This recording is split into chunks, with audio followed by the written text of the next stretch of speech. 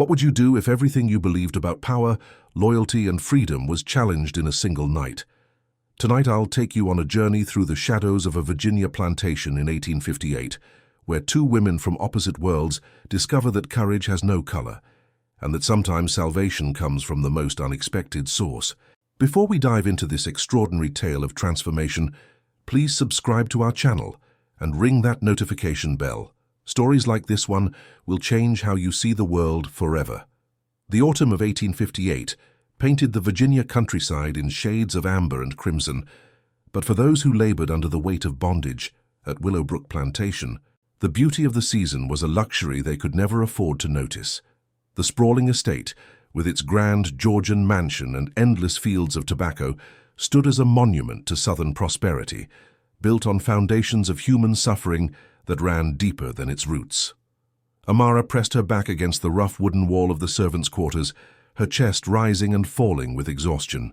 At 19, she possessed a quiet strength that had been forged in the fires of daily survival. Her dark skin bore the evidence of countless hours under the merciless sun, and her hands, once soft in childhood, now carried the calluses of endless labor. The day had been particularly brutal. Master Jonathan Whitmore had returned from Richmond in a foul mood, his business dealings apparently having gone poorly. When Master Whitmore was displeased, the entire plantation felt his wrath like ripples in a disturbed pond. The enslaved workers moved with extra caution, the house servants spoke in whispers, and even Mistress Eleanor seemed to retreat further into her already distant demeanor. Amara's mother, Celia, had once told her that storms came in many forms, some from the sky, others from the hearts of angry men. Today had brought both kinds of tempests. "Amara, child, you best get that mending finished before the morning bell," called old Moses from across the quarters. At 73, he was the eldest among them, a man whose back was bent from decades of labor, but whose spirit remained unbroken. His weathered face held the wisdom of someone who had survived by understanding the delicate balance of submission and dignity. "Yes, sir," Amara replied, though her fingers ached from the day's work. She had spent 14 hours in the fields, followed by evening duties in the big house, serving dinner, cleaning the parlor, and tending to the endless needs of the Whitmore family. The quarters buzzed with quiet conversation as the day's work finally ended. Samuel, a field hand in his 30s with arms like tree trunks and eyes that held dreams of freedom, sat mending a harness by candlelight. Ruby, the head cook who had taken Amara under her wing after Celia's death, hummed spirituals while preparing tomorrow's bread. Little Ben, barely 12 but already working in the stables, practiced his letters in the dirt with a stick, a dangerous activity that could result in severe punishment if discovered. These people were Amara's family, bound not by blood, but by shared suffering and mutual protection. They had created a community within the confines of their bondage, finding ways to maintain their humanity in a system designed to strip it away. "Storm's coming," observed Jeremiah, a house servant who often brought news from the main house. "Heard Master Whitmore talking to his overseer about trouble up north. Something about that Lincoln fellow and his ideas about slavery." The mention of politics sent a ripple of tension through the quarters. Talk of abolition was dangerous. Hope was a luxury that could get them killed. Yet they couldn't help but listen when whispers of change drifted down from the big house. "Best not to get our hopes up," Ruby said quietly, but Amara caught the tremor in her voice. "We've heard such talk before." Amara gathered her sewing basket and the pile of torn garments that needed mending. The work never ended. There were always clothes to repair, linens to hem, and delicate fabrics to maintain for the family that owned them. Her nimble fingers had become expert at invisible mending, making tears disappear as if they had never existed. As she worked by the flickering light of a tallow candle, Amara's mind wandered to the world beyond Willowbrook's boundaries. She had been born on this plantation, as had her mother before her. The farthest she had ever traveled was to the neighboring plantation for church services, and even then, under strict supervision. What lay beyond the rolling hills of Virginia? What did freedom look like? These questions haunted her dreams and filled her with a longing so deep it sometimes took her breath away. The wind began to pick up outside, rattling the thin walls of the quarters. Through the gaps in the wooden planks, Amara could see the main house in the distance, its windows glowing like golden eyes in the darkness. Somewhere in those rooms, the Whitmore family lived their lives of privilege, never questioning the source of their comfort. Master Thomas Whitmore, the family's eldest son, had left for university in the north 2 years ago. Amara remembered him as a quiet young man who seemed uncomfortable with the plantation's operations. Unlike his father, Thomas had never raised his voice to the servants or demanded harsh punishments. Some whispered that his time up north had changed him, filled his head with dangerous ideas about equality and justice. Mistress Eleanor remained an enigma to Amara. At 38, she was still beautiful, with golden hair that caught the light and blue eyes that seemed to hold secrets. But there was a sadness about her, a distance that went beyond the natural separation between mistress and servant. She rarely spoke directly to the enslaved workers, conducting most of her household management through Mrs. Patterson, the stern housekeeper who ruled the domestic staff with an iron fist. As Amara stitched a torn seam in one of Master Whitmore's shirts, she noticed something that made her pause. Hidden in the inner pocket was a letter, partially visible through a tear in the fabric. The elegant handwriting was unfamiliar, and though Amara could only read a few words, a skill she had acquired in secret, she could make out enough to understand that it was correspondence from someone up north. Her heart raced as she carefully extracted the letter, knowing that discovery would mean severe punishment. The candlelight revealed fragments of sentences that spoke of moral obligations and the changing tide of public opinion. Most shocking of all was the signature, "Your devoted son, Thomas." Thomas was writing to his father about slavery, about change, about things that could get them all killed if the wrong people discovered such correspondence. Amara's hands trembled as she carefully replaced the letter and continued her mending, but her mind raced with the implications of what she had seen. The storm outside was growing stronger, and with it came an electricity in the air that seemed to promise change. As Amara worked through the night, she couldn't shake the feeling that forces beyond her control were shifting, like tectonic plates moving beneath the surface of their carefully ordered world. Little did she know that before the sun rose again, her entire life would be transformed by an encounter that would challenge everything she thought she knew about courage, compassion, and the true meaning of freedom. The grandfather clock in the main house chimed midnight as Amara finished the last of her mending. Her eyes burned from straining in the dim candlelight, and her fingers were stiff from hours of delicate needlework. Around her, the quarters had grown quiet except for the soft snores of exhausted workers and the occasional cry of a baby being comforted by its mother. Thunder rumbled in the distance, growing closer with each passing minute.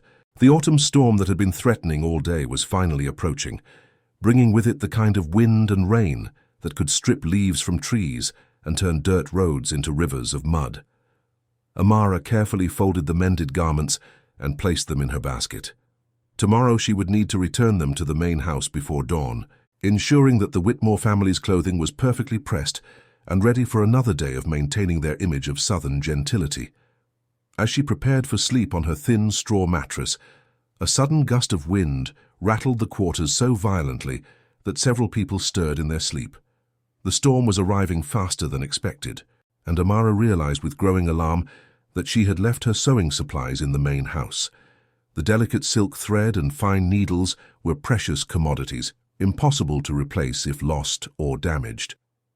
Mrs. Patterson had made it clear that any servant who lost or damaged household supplies would face severe consequences. Amara had no choice but to venture out into the approaching storm to retrieve her materials. She wrapped her thin shawl around her shoulders and slipped quietly from the quarters, careful not to wake the others. The wind whipped at her clothing as she hurried across the yard, and the first fat raindrops began to fall, striking her face like cold tears. The main house loomed before her, its white columns ghostly in the darkness. Most of the windows were dark now, indicating that the family had retired for the evening. Amara knew the house's rhythms intimately. Master Whitmore would be in his study with his evening brandy and newspaper, while Mistress Eleanor typically retired early to her chambers with a book or her correspondence. Using the servants' entrance, Amara slipped into the house as quietly as a shadow. The familiar smells of beeswax polish and lavender sachets filled her nostrils, along with the lingering aromas of the evening's dinner. The house felt different at night, larger somehow, full of shadows and secrets that daylight kept hidden. She made her way to the sewing room, a small chamber off the main parlor, where she did most of her needlework. Her supplies were exactly where she had left them, neatly arranged on the small table by the window. As she gathered the threads and needles, lightning illuminated the room in stark white light, followed immediately by a crash of thunder that shook the entire house. The storm had arrived with a vengeance. Amara was about to leave when she heard something that made her freeze, the sound of crying coming from upstairs. It was soft, muffled, but unmistakably the sound of someone in deep distress. Her first instinct was to leave immediately. Whatever was happening upstairs was none of her concern, and being discovered in the main house after hours would result in punishment she didn't want to contemplate. But something about those quiet sobs tugged at her heart. They spoke of a pain so deep and raw that it transcended the boundaries of race and class. Against every instinct for self-preservation, Amara found herself climbing the servants' stairs that led to the family's private quarters. The hallway stretched before her like a corridor in a dream. Oil paintings of Whitmore ancestors gazed down from gilded frames, their stern faces seeming to judge her presence in this sacred space. The Persian runner beneath her feet was softer than anything she had ever experienced, and she felt like an intruder in a world that had never been meant for someone like her. The crying grew louder as she approached the source, Mistress Eleanor's chambers. The door stood slightly ajar, and through the gap, Amara could see a slice of the room that represented everything she would never have. Silk curtains, mahogany furniture, a four-poster bed with linens finer than anything she had ever touched. And there, sitting on the edge of that magnificent bed, was Eleanor Whitmore. But this wasn't the composed, distant woman who managed the household with quiet efficiency. This was someone Amara had never seen before, vulnerable, broken, utterly human. Eleanor's usually perfect golden hair hung loose around her shoulders, and her face was streaked with tears that caught the light from the oil lamp on her bedside table. In her hands, she clutched what appeared to be a letter, the paper trembling as her body shook with silent sobs. The white nightgown she wore made her look ghostly in the lamplight, like a spirit haunting her own life. Amara knew she should leave. Every fiber of her being screamed at her to turn around and pretend this moment had never happened. But as she watched this woman, who had never shown her an ounce of kindness, fall apart in the privacy of her own room, something stirred within her that she couldn't ignore. Compassion, it seemed, recognized no boundaries. A floorboard creaked under Amara's weight, and Eleanor's head snapped up. Their eyes met through the crack in the door, and time seemed to stop. For a heartbeat, neither moved. Eleanor's blue eyes, red-rimmed from crying, stared into Amara's dark ones with an expression of shock, fear, and something else. Something that looked almost like relief. In that moment, all the barriers of race, class, and circumstance seemed to dissolve, leaving only two women facing each other across an impossible divide. The mistress and the slave, the privileged and the powerless, united in this strange electric moment by nothing more than shared humanity. I'm sorry, Mom, Amara whispered, taking a step back. I was just retrieving my sewing supplies. I didn't mean to disturb you. Wait. Eleanor's voice was hoarse, barely above a whisper. Please, don't go. The words hung in the air between them like a bridge neither had expected to cross. Amara stood frozen, her hand on the doorframe, caught between the ingrained habit of obedience and something else, something that felt dangerously like compassion. Eleanor wiped her eyes with the back of her hand, a gesture so simple and human that it made Amara's chest tighten with unexpected emotion. I don't know why I said that. You should go if Jonathan finds you here. But she didn't finish the sentence. Instead, she looked down at the letter in her hands, and fresh tears began to fall like rain on parched earth. Outside, the storm raged with increasing fury, as if nature itself was responding to the emotional tempest unfolding in this candlelit room. Lightning illuminated the windows in brilliant flashes, and thunder shook the house to its foundations. Amara found herself stepping into the room, closing the door softly behind her. It was the most dangerous thing she had ever done, entering her mistress's private chambers uninvited in the middle of the night, with no witnesses to protect either of them from the consequences of this impossible encounter. "Ma'am," she said quietly, is everything all right?" It was a ridiculous question. Nothing about this situation was all right. A slave girl was in her mistress's bedroom in the middle of the night, asking about her well-being. If anyone discovered them, the consequences would be severe, for both of them, but especially for Amara. Eleanor looked up, surprise flickering across her features like candlelight on water. "You're asking about me? You're crying," Amara said simply. "I know what that feels like." The honesty in her voice seemed to crack something open in Eleanor. She gestured weakly to the letter, her hand trembling like a leaf in the wind. "It's from Thomas, my son. He's not coming home." The words fell between them like stones into still water, creating ripples that would spread far beyond this moment. Amara remained standing near the door, every muscle in her body tense and ready to flee. But something in Eleanor's voice held her captive. "Not coming home?" Amara asked softly. Eleanor's laugh was bitter, broken, like the sound of crystal shattering. "He's joined them, the abolitionists up north. Says he can't be part of this anymore. Says what we're doing here is—" She couldn't finish the sentence, but her eyes found Amara's face, and the unspoken word hung between them like a confession. "Wrong." The word hung in the air between them, unspoken but understood. Amara felt the ground shift beneath her feet as the implications of Eleanor's revelation sank in. Thomas Whitmore, the young master she had served since childhood, had abandoned everything to fight against the very system that had given him privilege and power. "He says the war is coming," Eleanor continued, her voice growing stronger even as tears continued to flow down her cheeks. "Says the North won't stand for slavery much longer. And Jonathan is talking about sending more men to fight, about protecting our way of life." She spat the last words as if they tasted bitter on her tongue. Thunder crashed outside, so close that both women jumped. The storm was directly overhead now, and with it came a sense of urgency that neither could ignore. It was as if the very heavens were demanding that this conversation take place, that these two women confront truths that had been buried beneath years of silence and submission. "Ma'am," Amara said carefully, her voice barely audible above the wind, "why are you telling me this?" Eleanor looked at her for a long moment, really looked at her, as if seeing her for the first time. In the flickering lamplight, Amara could see the war being fought behind Eleanor's eyes, between the woman she had been raised to be and the person she was discovering herself to be. "Because," Eleanor said finally, "you're the only one who can't betray me. Who would believe you?" The truth of it hit Amara like a physical blow. Even in this moment of vulnerability, Eleanor was still thinking like a white woman in a world built for her benefit. But there was something else in her eyes, a desperate need for connection, for someone to witness her pain and confusion.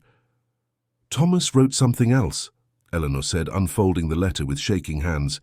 He said he's sorry. For everything. For the way we treated people. For the way we treated—" Her eyes found Amara's again. "For the way we treated you." Amara's breath caught in her throat. An apology, filtered through a son to his mother, but meant for her. It was more acknowledgement of her humanity than she had ever received in this house, more recognition of her worth than 19 years of servitude had earned her.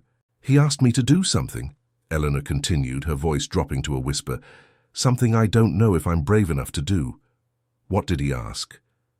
Eleanor stood up slowly, moving to her vanity table with the careful steps of someone walking through a minefield. She opened a small drawer and pulled out a folded piece of paper, handling it as if it were made of fire. "He sent me papers. Freedom papers. For some of the people here." Amara's heart stopped beating. Freedom papers. The magical documents that could transform a piece of property into a person, a slave into a free woman. She had heard whispers of such things in the quarters, stories told in hushed voices about people who had somehow obtained their freedom through legal means rather than escape. "He wants me to sign them," Eleanor said, her voice barely audible. "To let people go before the war comes, before everything falls apart." The room seemed to spin around Amara. Freedom. Not the dangerous freedom of escape, with its promise of pursuit and punishment, but legal freedom. The kind that couldn't be taken away by bounty hunters or angry masters. "And will you?" The question escaped Amara's lips before she could stop it, bold and dangerous and necessary. Eleanor turned to face her, and in her eyes, Amara saw fear, confusion, and something that might have been hope. "I don't know. Jonathan would. If he found out, I don't know what he'd do. He might kill me. He'd certainly disown me, leave me with nothing." The two women stared at each other across the room, both understanding the magnitude of what was being discussed. This wasn't just about pieces of paper. This was about revolution, about the complete upheaval of everything they had ever known. "Ma'am," Amara said slowly, choosing her words with the care of someone defusing a bomb, "what are you asking me?" Eleanor's voice was so quiet it was almost lost in the sound of rain beginning to patter against the windows, like urgent fingers demanding entry. I'm asking if you would help me find the courage to do what's right." The request hung between them like a bridge spanning an impossible chasm. Help her mistress find courage. The woman who had never shown her kindness, who had treated her as less than human for 19 years. And yet looking at Eleanor now, vulnerable, frightened, but holding the key to freedom in her trembling hands, Amara saw something she had never expected to see. A chance. "Ma'am," Amara said carefully, "if you sign those papers, what happens to you?" Eleanor's smile was sad and knowing, like someone who had already accepted her fate. "I become a traitor to my own class. Jonathan will never forgive me. I'll lose everything, my home, my position, my security. I might even lose my life if he discovers what I've done." "Then why would you do it?" "Because," young Eleanor said, moving closer, and for the first time in Amara's life, a white woman was approaching her as an equal. "I can't live with myself anymore. I can't look at you, at Ruby, at all the people who have suffered in this house, and pretend it's right. Thomas saw it. Why couldn't I?" Amara felt tears prick her eyes. Here was a woman willing to sacrifice everything she had ever known for the sake of doing what was right. It was more courage than Amara had ever seen from anyone, white or black. "You want to know what I think?" Amara asked, her voice growing stronger. Eleanor nodded, hanging on every word. "I think," Amara said, "that courage isn't about not being afraid. It's about doing what's right even when you're terrified. And I think your son would be proud of you." Eleanor's composure finally broke completely. She sank into the chair at her vanity, sobbing openly, all pretense of dignity abandoned. "I don't know how to do this. I don't know how to be brave." Without thinking, Amara crossed the room and knelt beside Eleanor's chair. It was the most dangerous thing she had ever done, touching a white woman comforting her mistress. But in this moment they weren't mistress and slave. They were just two women, afraid and alone, finding strength in each other. "You start with one signature," Amara said softly, her hand hovering near Eleanor's shoulder, but not quite touching. "One name, one person set free, and then another, and another." Eleanor looked down at her, wonder in her eyes. "You would help me? Even after everything?" "Freedom isn't just about me," Amara said, the words coming from a place deep within her that she hadn't known existed. "It's about all of us, and if you're willing to risk everything to give it to us, then yes, I'll help you find the strength." Eleanor reached for the papers with shaking hands. "There are 15 names here, 15 people who could be free by morning. Whose name is first?" Eleanor's eyes met hers, and for the first time in her life, Amara saw something like respect there. "Yours." The word hung in the air between them like a promise, like a prayer, like the first note of a song that would change everything. Amara's name, written in Thomas Whitmore's careful handwriting, at the top of a list that could transform 15 lives forever. "Mine?" Amara whispered, hardly daring to believe it. Eleanor nodded, her tears falling onto the precious papers. Thomas remembered you specifically. He wrote that you had always been kind to him, that you deserved better than the life we had given you. Amara's mind reeled. She remembered the quiet young man who had grown up in this house, who had always seemed uncomfortable with the casual cruelty that surrounded him. She had served him meals, cleaned his room, mended his clothes, but she had never imagined that he saw her as anything more than part of the household furniture. The others, Amara managed to ask. Who else? Eleanor consulted the list, her voice growing steadier as she read. Ruby, Samuel, old Moses, little Ben. Thomas tried to choose people who had families, people who could build new lives together. Each name was like a bell tolling, marking the end of one world and the beginning of another. These were people Amara had known all her life, people who had become her family in the absence of blood relations. The thought of freedom was intoxicating, but the thought of freedom shared with those she loved was overwhelming. Ma'am, Amara said, what about the others, the ones not on the list? Eleanor's face crumpled. Thomas could only get so many papers. He said it was a start, that once the war comes, if the North wins. She didn't need to finish. They both understood that this was just the beginning, that the 15 names on this list represented hope for all the others, who would have to wait for freedom to come in its own time. As Eleanor dipped her pen in ink, her hand steadied. The first signature, Amara's freedom, flowed across the paper in elegant script. It was done. After 19 years of bondage, Amara was legally free. But even as joy flooded through her, Amara felt the weight of what Eleanor was sacrificing. Ma'am, you know there's no going back from this. Eleanor looked up from the papers, her face serene for the first time since Amara had entered the room. I know, and I'm not afraid anymore. One by one, Eleanor signed the remaining papers. Ruby's freedom, Samuel's freedom, old Moses's freedom. Each signature was an act of rebellion against everything she had been taught to believe. With each name, she was dismantling the foundation of her own world, brick by brick. What will you tell Master Whitmore? Amara asked as Eleanor signed the last paper. The truth, Eleanor said simply, that I couldn't live with slavery anymore, that our son was right and I was wrong. He'll be furious. He'll be more than furious. He'll be destroyed. This plantation, our wealth, our position in society, it's all built on the labor of enslaved people. Without that, Eleanor shrugged. We'll lose everything. And you're willing to accept that? Eleanor stood up, moving to the window where rain streaked the glass like tears. Amara, can I tell you something? Something I've never told anyone. Amara nodded. I've been dying inside for years, every day watching the suffering in this house, knowing I was part of it. It was killing me slowly. I thought I was protecting myself by staying silent, but I was just protecting my comfort at the expense of my soul.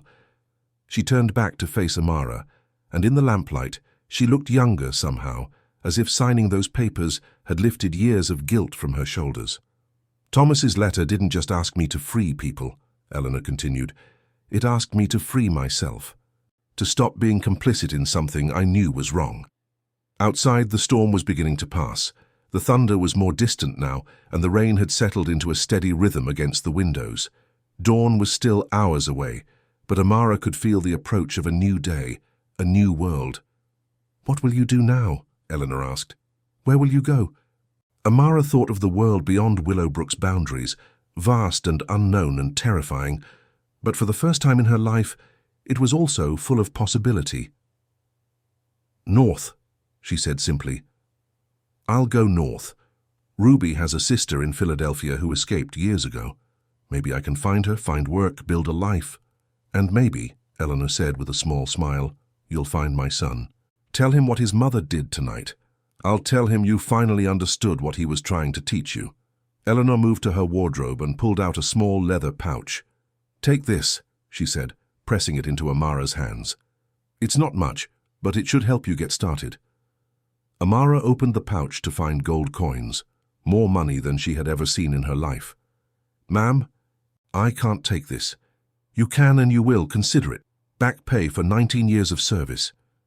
As the two women stood facing each other in the lamplight, both knew that by morning everything would be different.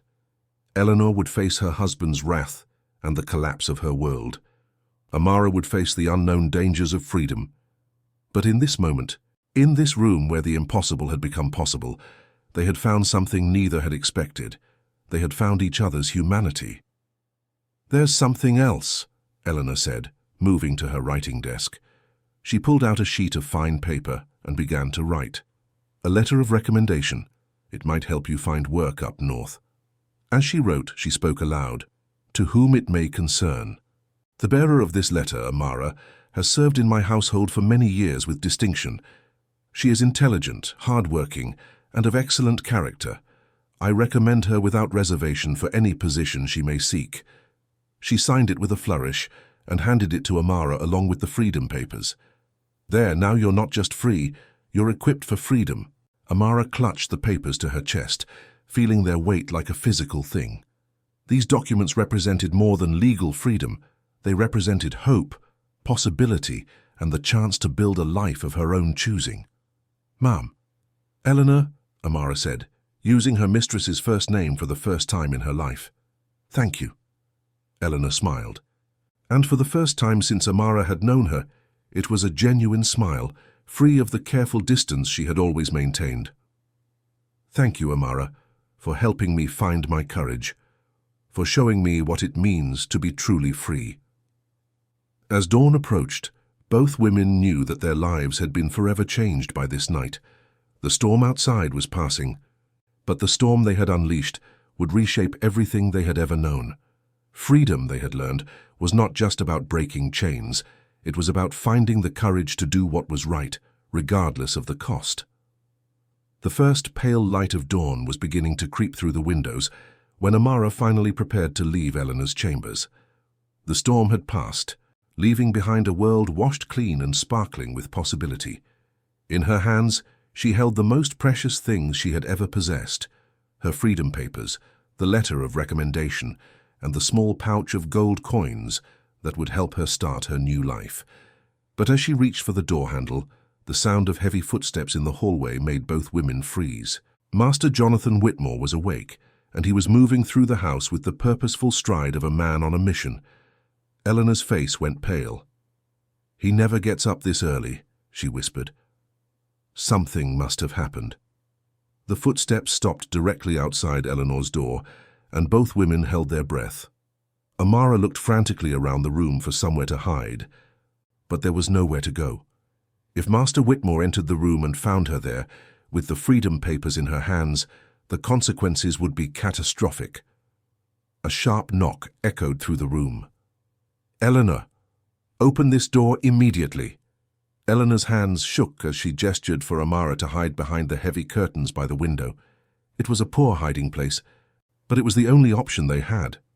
Amara pressed herself against the wall, clutching the papers to her chest, and prayed that the shadows would conceal her. Eleanor smoothed her nightgown and opened the door, trying to appear calm despite the terror in her eyes. "Jonathan, what's wrong? It's barely dawn." Master Whitmore strode into the room, his face dark with fury. He was a tall, imposing man in his mid-40s, with greying hair and cold blue eyes that missed nothing. His usual composure was cracked, revealing the violent temper that lay beneath his genteel exterior. "I've just received word from Richmond," he said, his voice tight with controlled rage. "There are rumors circulating about our family, rumors that our son has joined the abolitionists." Eleanor's face remained carefully neutral, but Amara could see her hands trembling. "Thomas is at university. I'm sure whatever rumors you've heard are just—" "Don't lie to me." Jonathan's voice exploded through the room like a gunshot. "I know you've been corresponding with him. I know he's filled your head with his radical ideas." He began pacing the room like a caged animal, his boots clicking against the hardwood floor. Amara pressed herself deeper into the shadows, terrified that he would notice the slight movement of the curtains. "Do you have any idea what this means for us?" Jonathan continued. "Our reputation, our standing in the community, our business relationships, everything we've built is at risk because of that boy's foolish idealism." "Thomas is our son," Eleanor said quietly. "Whatever his beliefs, he's a traitor." Jonathan spun around to face her, his eyes blazing. "And if I find out that you've been encouraging him, if I discover that you've been supporting his treasonous activities in any way—" The threat hung in the air between them, unspoken but understood. Amara had seen Master Whitmore's temper before, had witnessed the casual violence with which he treated those who displeased him. The thought of that violence being directed at Eleanor made her stomach clench with fear. "I haven't done anything," Eleanor said, but her voice lacked conviction. Jonathan studied her face with the intensity of a predator sensing weakness. "Haven't you? Then why do you look so guilty? Why are you trembling?" He moved closer to her, and Amara could see Eleanor fighting not to step back. "I'm going to search this room," he said coldly. "I'm going to look through every drawer, every letter, every scrap of paper, and if I find any evidence that you've been in contact with abolitionists, if I discover that you've been plotting against me—" Amara's heart pounded so loudly she was sure he would hear it. The freedom papers in her hands felt like they were burning through her skin. If he found them, if he discovered what Eleanor had done. "Jonathan, please," Eleanor said, her voice barely above a whisper. "You're frightening me." "Good," he replied. "You should be frightened. Do you know what they do to traitors in times like these? Do you know what happens to women who betray their own class, their own race?" He moved to Eleanor's writing desk and began pulling out drawers, scattering their contents across the floor. Letters, receipts, personal papers, everything was examined with ruthless efficiency. Amara watched in horror as he moved systematically through the room, getting closer and closer to her hiding place. Her mind raced, trying to think of some way to escape, some way to protect both herself and Eleanor from the consequences of discovery. Then she remembered the servants' staircase. There was a hidden door behind the bookshelf that led to the narrow stairs used by the house servants. If she could reach it without being seen. But as she shifted her weight, preparing to make a desperate dash for freedom, disaster struck. The floorboard beneath her feet creaked loudly, the sound echoing through the room like a gunshot. Jonathan's head snapped up, his eyes scanning the room with predatory intensity. "What was that?" Eleanor's face went white.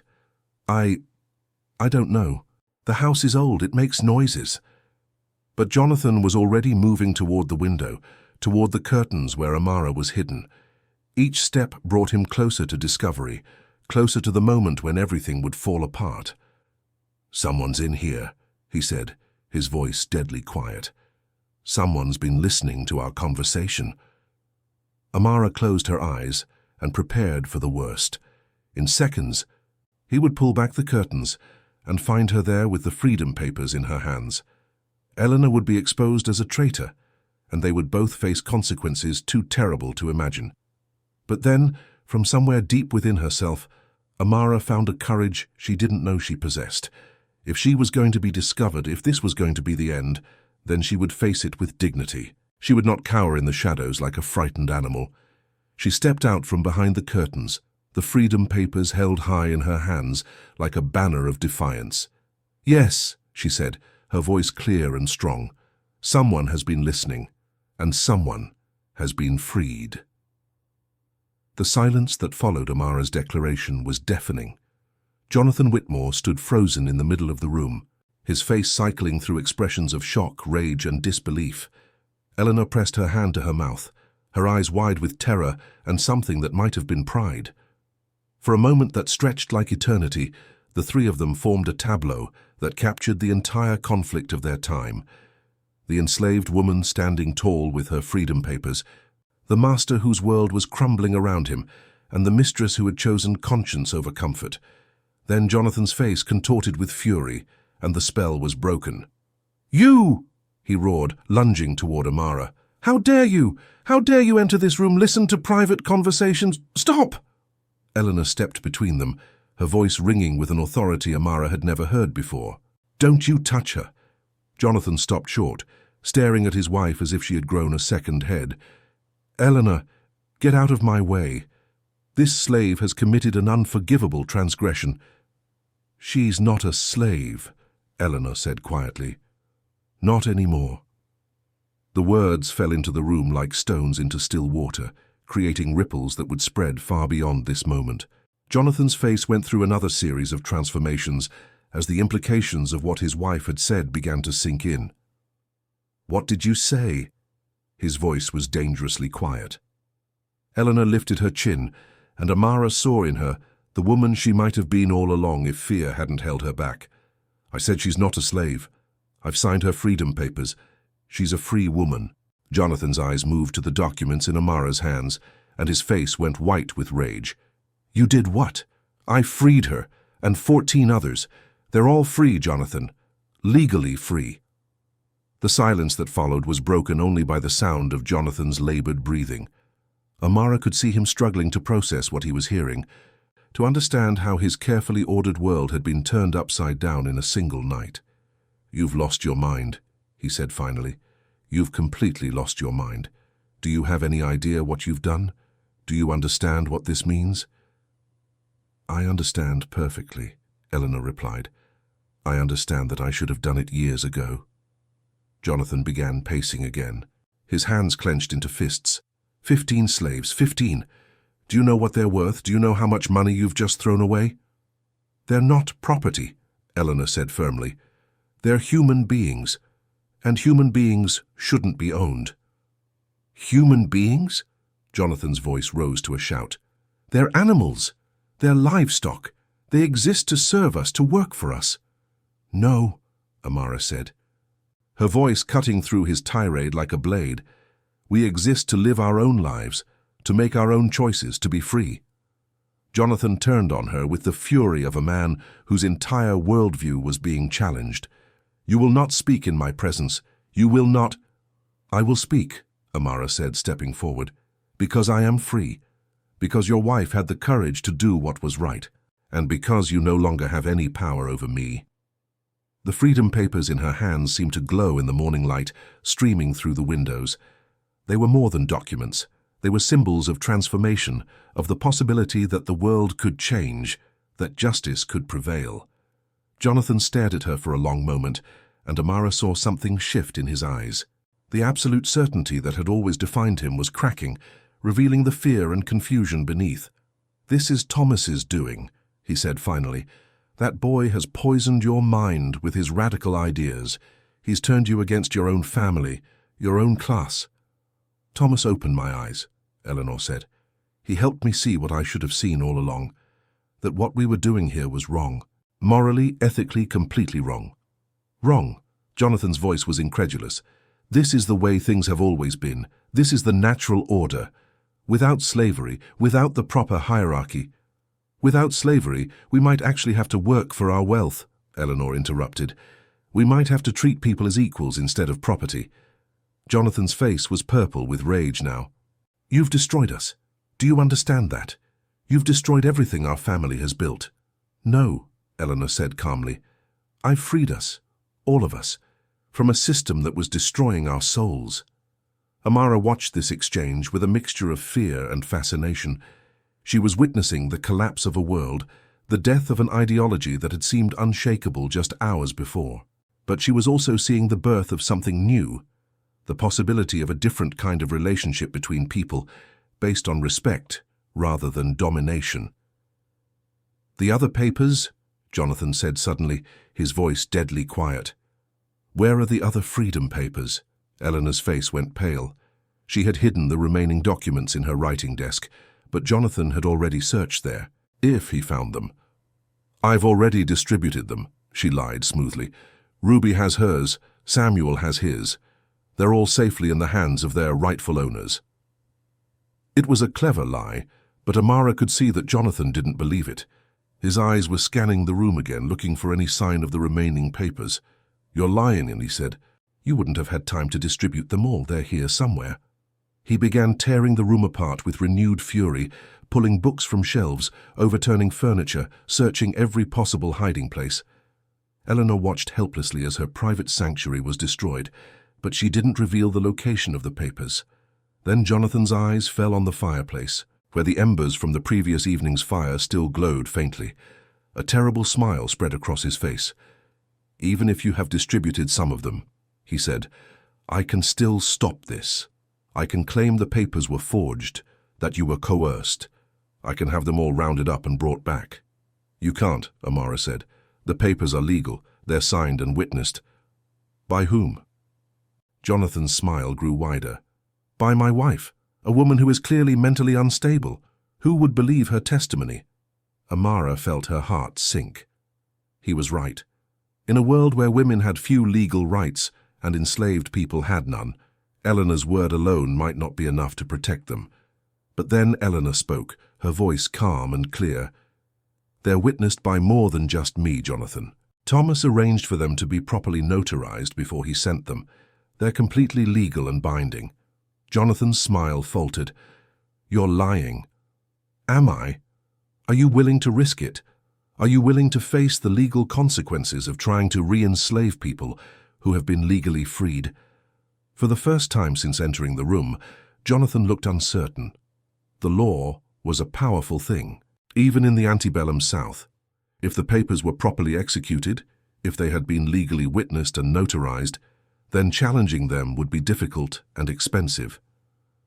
This isn't over, he said finally. I'll find a way to undo this. I'll find a way to bring them all back. No, Eleanor said firmly. You won't, because I won't let you. You? Jonathan laughed bitterly. What can you do? You're just a woman. You have no power, no authority. I have something better than power, Eleanor said. I have the truth, and I'm not afraid to use it.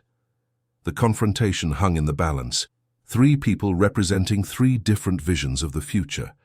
Jonathan clinging to the old ways with desperate fury, Eleanor embracing change with newfound courage, and Amara standing as living proof that transformation was possible. Outside, the sun was rising on a new day, and with it came the promise of a new world, one where freedom was not just a dream, but a reality that could be grasped by those brave enough to reach for it. The standoff in Eleanor's chamber stretched on, each participant weighing their next move, like chess players contemplating a crucial gambit. The morning light grew stronger, and with it came the sounds of the plantation awakening, the distant lowing of cattle, the creak of wagon wheels, the voices of workers beginning their daily routines. But in this room, time seemed suspended, as if the entire world was holding its breath to see how this moment would resolve itself. Jonathan's face had gone from purple rage to an ashen pallor as the full implications of his wife's actions began to sink in. 15 freed slaves meant not just a massive financial loss, but a complete disruption of the plantation's operations. Without their labor, Willowbrook would collapse within months. So you've killed us, he said finally, his voice hollow with defeat. You've killed our family, our legacy, everything we've worked for. No, Eleanor replied, her voice steady despite the tremor in her hands. I've saved us. I've saved our souls. Our souls? Jonathan's laugh was bitter and broken. What good are souls when we're destitute? What good is moral righteousness when we're living in poverty? Amara watched this exchange with a mixture of fascination and growing urgency. Every moment she remained in this room increased the danger for everyone involved. Soon, the other servants would be stirring, and Mrs. Patterson would begin her morning rounds, if they were discovered. "Ma'am," she said quietly to Eleanor, "I should go. The others need to know what's happened. They need to understand that they're free." Eleanor nodded, but Jonathan stepped between Amara and the door. "You're not going anywhere," he snarled. "Not until I decide what to do about this situation." "You can't stop her," Eleanor said. "She's free. You have no legal right to detain her." "Legal right?" Jonathan's voice rose again. "I'll show you legal right." He lunged toward Amara, his hands reaching for the freedom papers. But Amara was younger and quicker, and 19 years of avoiding his anger had taught her to be fast. She dodged his grasp and backed toward the window.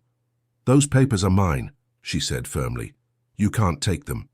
I can do whatever I want in my own house." "This isn't your house anymore," Eleanor said, moving to stand beside Amara. "Not if you're going to use it to perpetuate injustice." The alliance between the two women seemed to enrage Jonathan beyond reason. His face contorted with fury, and for a moment Amara thought he might actually strike his wife. But then, from somewhere deep within his aristocratic upbringing, he found a thread of self-control. "Fine," he said, his voice deadly quiet. "You want to play this game? You want to destroy everything we've built? Then let's see how you fare when the consequences come home to roost." He strode to Eleanor's writing desk and pulled out a sheet of paper. With quick, angry strokes, he began to write. "What are you doing?" Eleanor asked, though her voice suggested she already knew. "I'm writing to the authorities," Jonathan replied without looking up. "I'm reporting that my wife has suffered a mental breakdown and is no longer competent to make legal decisions. I'm having you committed to an asylum." Eleanor's face went white. "You can't do that, can't I? You've just given away $15,000 worth of property to slaves. You've destroyed our family's livelihood, based on the radical ravings of our traitorous son. Any reasonable person would conclude that you've lost your mind." Amara felt her heart sink. In the 1850s, it was terrifyingly easy for a man to have his wife declared insane and committed to an institution.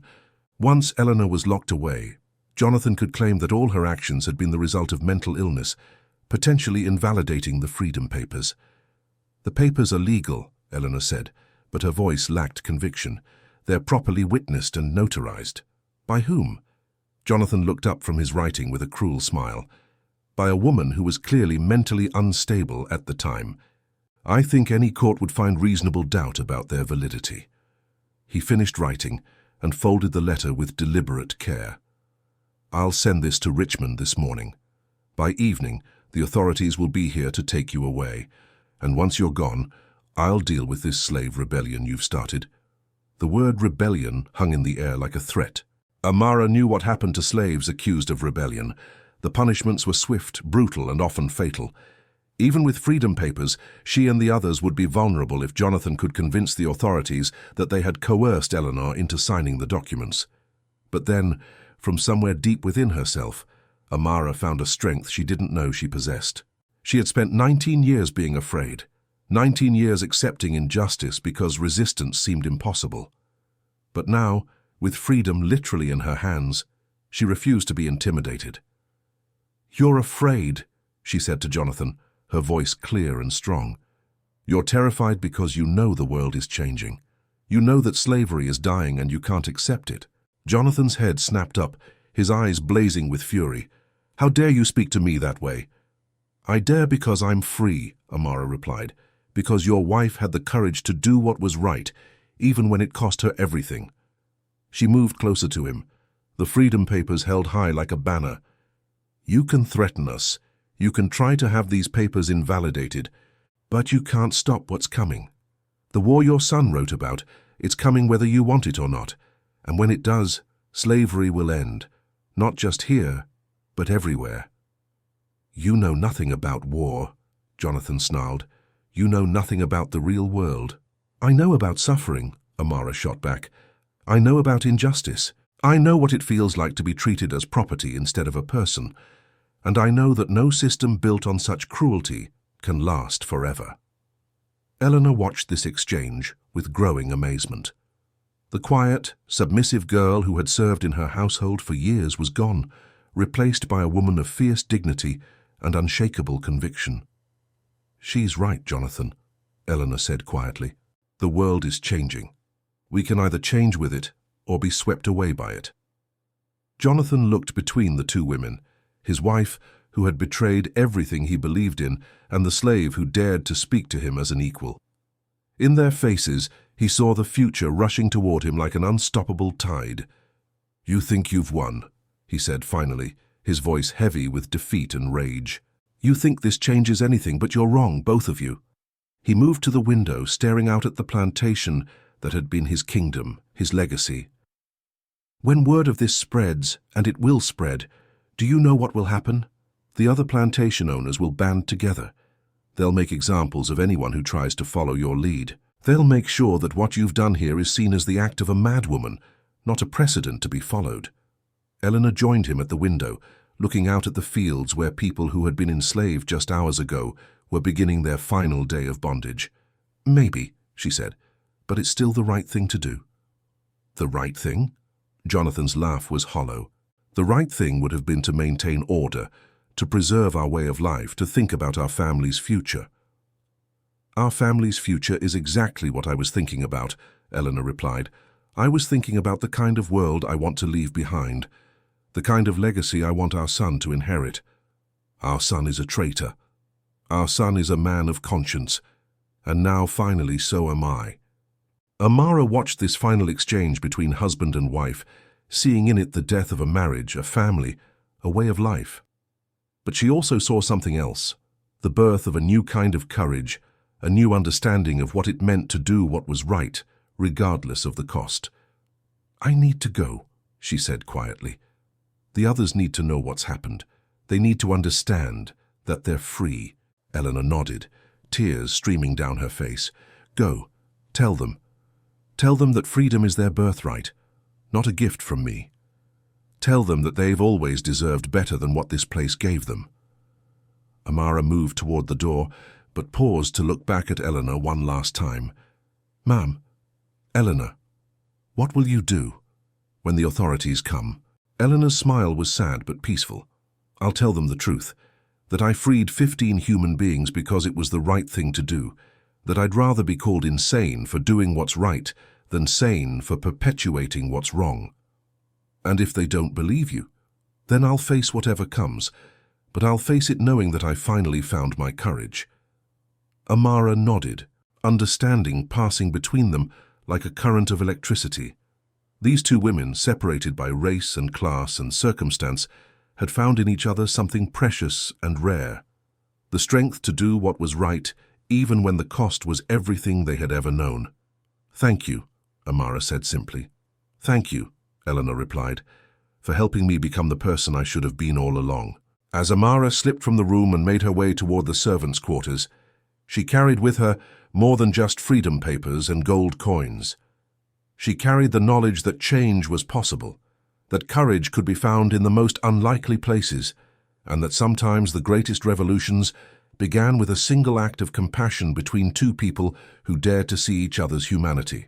Behind her, she left a woman preparing to face the consequences of choosing justice over comfort, and a man struggling to accept that his world was ending. Ahead of her lay the unknown challenges of freedom, but also its infinite possibilities. The sun was fully up now, painting the Virginia countryside in shades of gold and promise. It was the dawn of a new day, and with it came the hope that somewhere, somehow, the arc of history was finally bending toward justice. The servants' quarters buzzed with an energy that Amara had never felt before. Word of the freedom papers had spread like wildfire through the small community, carried by whispered conversations and meaningful glances. By the time she arrived with the remaining documents, a crowd had already gathered around Ruby's small cabin. "Is it true?" old Moses asked, his weathered hands trembling as he reached for his freedom papers. "Are we really free?" Amara nodded, placing the precious document in his hands. "It's true. Mistress Eleanor signed them all. We're legally free." The silence that followed was profound. 15 people who had awakened that morning as property were now holding papers that declared them human beings with the right to determine their own destinies. Some wept openly, others stood in stunned silence, and a few laughed with joy so pure it seemed to light up the dim cabin. Ruby clutched her papers to her chest, tears streaming down her face. 43 years, she whispered. 43 years I've been waiting for this day. Samuel, the strong field hand who had always carried himself with quiet dignity despite his circumstances, stared at his freedom papers as if they might disappear if he looked away. "What do we do now?" he asked. "Where do we go?" It was a question that hung heavy in the air. Freedom was one thing. Knowing how to live as free people was another entirely. Most of them had never been beyond the boundaries of Willowbrook Plantation. The world outside was vast and unknown, full of possibilities, but also dangers. "We stick together," Amara said firmly. "At least at first, we help each other learn how to be free." Little Ben, now clutching his own freedom papers despite being only 12 years old, looked up at the adults around him with wide eyes. "Does this mean I don't have to work in the stables anymore?" Ruby knelt down beside him, her voice gentle. "It means you can choose what you want to do. You can learn to read and write properly. You can become anything you want to become." The concept was almost too large to grasp. For people who had spent their entire lives being told what to do, when to do it, and how to do it, the idea of choice was both exhilarating and terrifying. "We need to leave," Jeremiah said quietly. "Master Whitmore won't let this stand. He'll find a way to bring us back, legal papers or not." Amara nodded grimly. She had seen the fury in Jonathan's eyes, heard his threats about having Eleanor committed. Even with legal freedom, they would not be safe as long as they remained within his reach. "Ruby," she said, "you mentioned your sister in Philadelphia. Could she help us?" Ruby's face brightened with hope. "Sarah's been free for 10 years now. She works as a seamstress, has her own little shop. She's written to me about the community there, other freed people, abolitionists who help folks get started." "Then that's where we go," Samuel said decisively, "north to Philadelphia." But even as they made plans, the reality of their situation began to sink in. They had no money except for the small amount Eleanor had given Amara. They had no transportation, no knowledge of the roads, no understanding of how to navigate a world that would see them as runaway slaves despite their legal papers. "The Underground Railroad," old Moses said suddenly. "I've heard whispers about it for years. People who help folks get north safely." Amara remembered the letter she had seen in Master Whitmore's pocket, the correspondence from Thomas about moral obligations and changing times. "Thomas Whitmore," she said, "Eleanor's son. He's working with abolitionists up north. Maybe he could help us." It was a desperate hope, but it was all they had. The son of their former master, now working to free the very people his family had once owned. The irony was not lost on any of them. As they talked and planned, the sound of approaching horses reached their ears. Through the small window of Ruby's cabin, they could see a group of riders approaching the main house, men in official-looking uniforms, accompanied by what appeared to be a doctor. "They've come for Mistress Eleanor," Amara said, her heart sinking. "Master Whitmore has had her committed." The group watched in horrified fascination as the officials dismounted and entered the main house. They could hear raised voices, Eleanor's protests and Jonathan's authoritative responses. Within an hour, Eleanor emerged from the house flanked by 2 men, her hands bound, her face pale but resolute. As the carriage carrying Eleanor disappeared down the plantation road, Amara felt a profound sense of loss. The woman who had risked everything to give them their freedom was now paying the ultimate price for her courage. "We have to go," Samuel said urgently. "Now, while Master Whitmore is distracted. If we wait, he'll have us all rounded up." The next few hours passed in a blur of frantic preparation. They gathered what few possessions they could carry, pooled their meager resources, and said goodbye to the only home most of them had ever known. Some chose to stay, too frightened of the unknown to leave the familiar confines of the plantation. But 15 souls prepared to venture into the uncertain world of freedom. As they prepared to leave, Amara took one last look at the main house where she had spent so many years in servitude. Somewhere in that grand mansion, Jonathan Whitmore was probably planning his next move, trying to figure out how to undo what his wife had done. But it was too late. The papers were signed, the people were free, and the world was changing whether he accepted it or not. "You ready?" Ruby asked, shouldering her small bundle of belongings. Amara nodded, clutching her freedom papers and the letter of recommendation Eleanor had written. "I'm ready." As the group of newly freed people walked away from Willowbrook Plantation, they carried with them more than just their personal belongings. They carried the hopes and dreams of generations who had died in bondage, the courage of a woman who had sacrificed everything for justice, and the promise of a future where freedom was not just a dream but a reality. The road ahead was uncertain, fraught with dangers and challenges they could barely imagine, but for the first time in their lives, it was their road to choose. Behind them, the plantation grew smaller and smaller, until it was just a memory. Ahead of them lay the vast unknown of freedom, terrifying and beautiful, and full of infinite possibility. The revolution that had begun in a candle-lit bedroom with 2 women finding their courage had now spread beyond the boundaries of a single plantation. It was part of a larger movement, a great tide of change that was sweeping across the nation. And somewhere in the north, a young man named Thomas Whitmore was working to help people just like them find their way to freedom, never knowing that his mother's courage had already set 15 souls on the path to a new life. The storm had passed, but its effects would ripple outward for generations to come. 3 years later, Philadelphia, Pennsylvania, 1861. The small apartment above Sarah's seamstress shop was filled with the warm glow of lamplight and the quiet murmur of voices reading aloud. Amara sat at a small wooden table, carefully forming letters on a piece of paper with a pen that still felt foreign in her hands. Around her, the other members of their small community were engaged in their evening ritual, the literacy class that had become the cornerstone of their new lives. Ruby's sister, Sarah, had been true to her word, welcoming the refugees from Willowbrook with open arms and helping them navigate the complex world of freedom. Some had found work in factories, others as domestic servants for families who paid wages instead of demanding servitude. Little Ben, now 15 and tall for his age, was apprenticed to a blacksmith and showed remarkable aptitude for the trade. But it was Amara who had surprised everyone, including herself.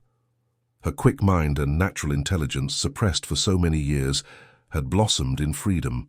She had learned to read and write with astonishing speed, and now worked as a teacher in a school for freed slaves and their children. The letter she was writing tonight was special. It was addressed to Thomas Whitmore, the young man whose courage had started the chain of events that led to their freedom. "Dear Mr. Whitmore," she wrote in her careful script, "you do not know me, but I knew you when you were a boy at Willowbrook Plantation. My name is Amara, and I was one of the people your mother freed on the night your letter arrived." She paused, thinking about how to capture the magnitude of what had happened, how to convey the transformation that had taken place, not just in their lives but in their very souls. "I write to tell you that your mother's courage did not go unnoticed or unappreciated. 15 people found their freedom that night, and we have all worked to build new lives here in Philadelphia. Ruby has opened her own small restaurant, Samuel works in a furniture factory, and is saving money to bring his wife and children north. And old Moses, despite his age, has become a powerful speaker at abolitionist meetings." She smiled as she wrote about Moses. The old man who had spent 70 years in bondage had found his voice in freedom, and his speeches about the reality of slavery moved audiences to tears and action. "As for myself, I have become a teacher. I work with children and adults who are learning to read and write, helping them discover the power of education to transform lives.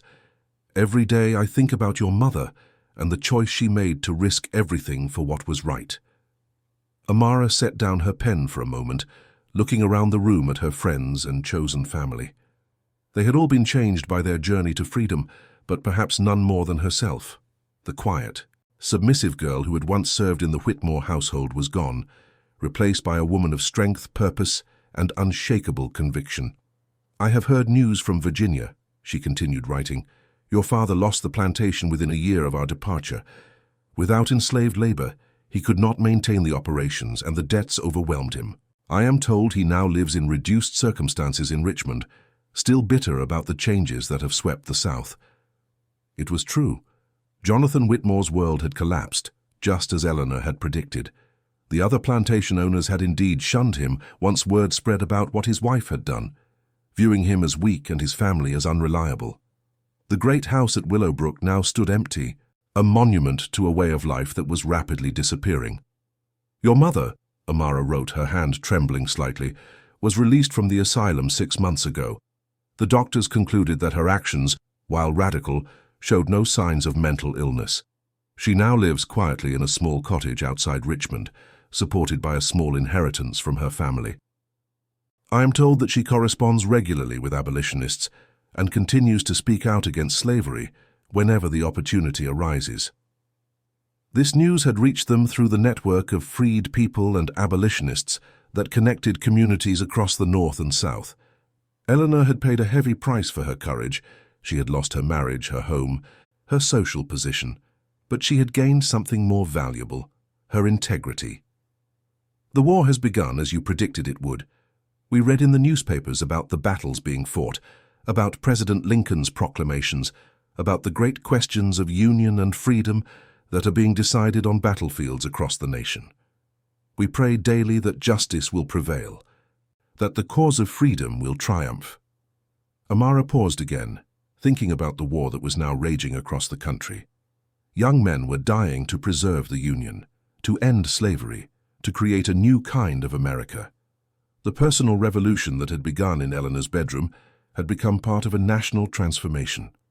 I want you to know that your mother's courage has inspired others. Several of us have become involved in the Underground Railroad, helping other escaped slaves find their way to freedom.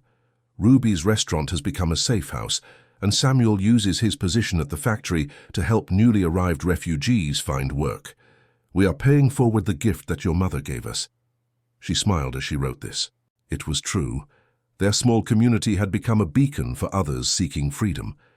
They understood better than most what it meant to be lost and afraid in a new world, and they were determined to help others navigate the same journey. I often think about that night when everything changed. Your mother was so frightened, so uncertain about whether she was doing the right thing. I hope you will tell her, if you see her, that she was braver than she knew. That her courage changed not just our lives, but our understanding of what it means to be human. Amara's eyes filled with tears as she remembered Eleanor's tear-streaked face in the lamplight, the trembling of her hands as she signed the freedom papers, the way she had stood up to her husband's fury with quiet dignity. In closing, I want you to know that your family's sacrifice was not in vain. 15 people are free because of your mother's courage and your influence upon her conscience. We carry her memory with us every day, and we are determined to live lives worthy of the freedom she gave us.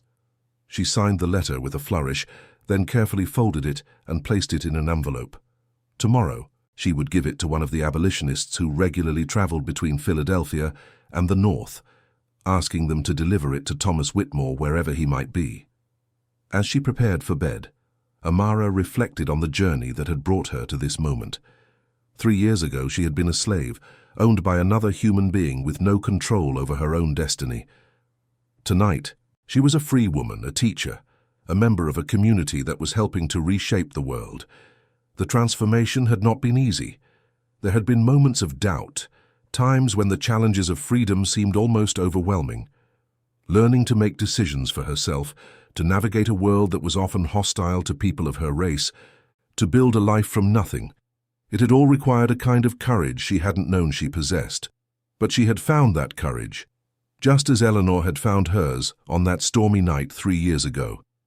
And in finding it, she had discovered something profound, that freedom was not just about the absence of chains, but about the presence of choice, dignity, and hope. Outside her window, the city of Philadelphia hummed with activity. Somewhere in the distance, she could hear the sound of a train whistle, perhaps carrying more refugees from the South, more people seeking the freedom that she and her friends had found. The war would end eventually, she knew. Slavery would be abolished, the Union would be preserved, and America would begin the long process of living up to its founding ideals. But the real victory had already been won in moments like the one she had shared with Eleanor Whitmore.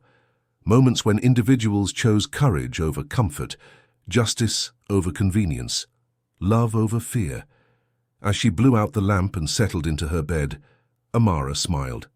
Tomorrow would bring new challenges, new opportunities to help others find their way to freedom. But tonight, she was content to rest in the knowledge that she was exactly where she was meant to be, free, purposeful, and surrounded by people who had become her chosen family. The storm that had brought her and Eleanor together had long since passed, but its effects continued to ripple outward, touching lives and changing hearts across a nation in transformation.